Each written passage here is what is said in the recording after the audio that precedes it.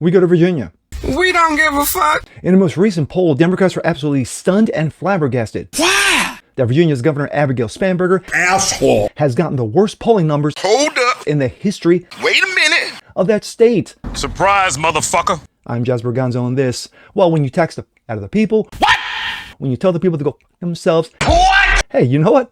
I'm stunned too. I wonder why that is. I hate you. I hate you. I don't even know you. And I hate your guts. But it's what's next.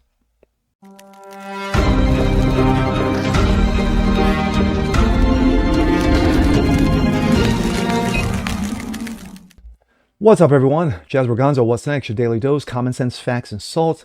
Hope you guys are feeling good today on this Tuesday. Well, I'm going to take a break away from national politics and we're going to go local.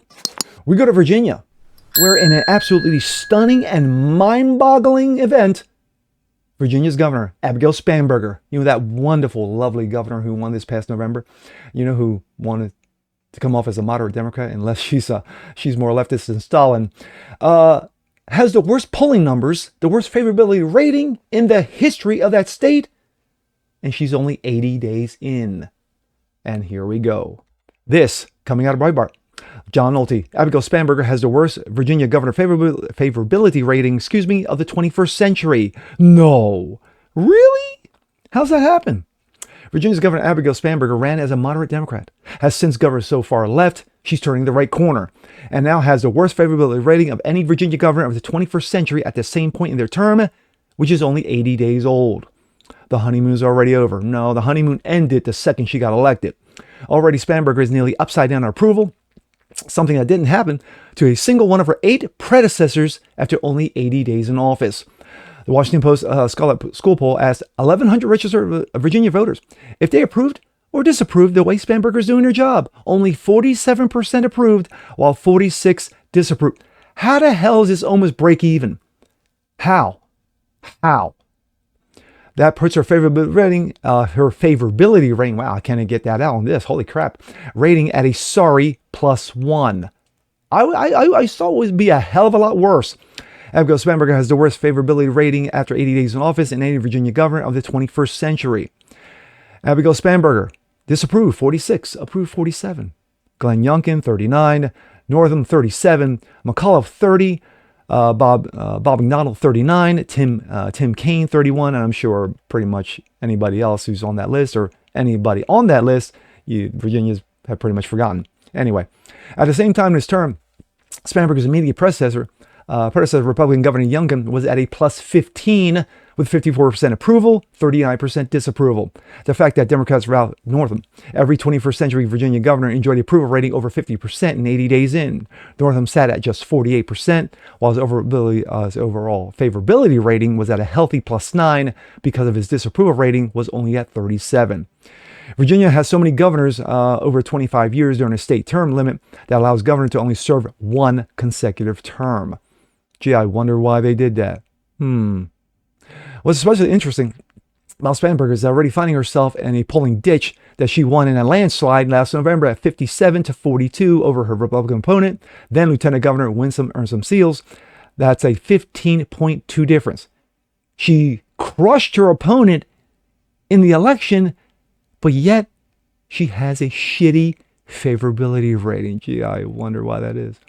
Again, although Spanberger ran as a moderate, once in office, pulled the bait and switch, and we all know that she would, by governing far, way far to the left, that she would even make Stalin go, "What the f are you doing?" As governor, all moderation ceased. Once in office, she immediately refused to cooperate with ICE. She signed executive order ending mandatory minimum sentencing for violent criminals like rapists, manslaughter, and assaulting police officers. She and her fellow Democrats and legislators raised taxes up the yin-yang, pretty much bending you over, grabbing your ankles, and shoving it up there with no KY. She embraced DEI in all areas of government. No, wow, shock and awe. And then there's the gun grabbing. Most of all, Spanberger has pushed the disenfranchisement Republicans to an outrageous redistricting plan, that would take a purple state with 6 Democrat districts and 5 Republican districts and turn it into a all massive blue state with 1 Republican district. It's hard to feel sorry for Virginia. Though the campaign, they're blatantly obvious, despite her pragmatic talk, that Spanberger was a radical leftist, yeah, no one listened. Plus, Democrats are always doing this. They run as moderates and then govern like Joe Stalin.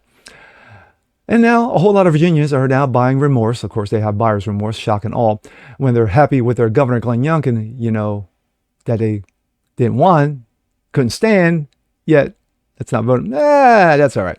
And could have enjoyed 4 more years under that Lieutenant Governor, Earl Seals. No, Earl Sears did not run a great campaign, but the record of both women was perfectly clear. Virginia screwed up royally, and now Virginians are now paying for it.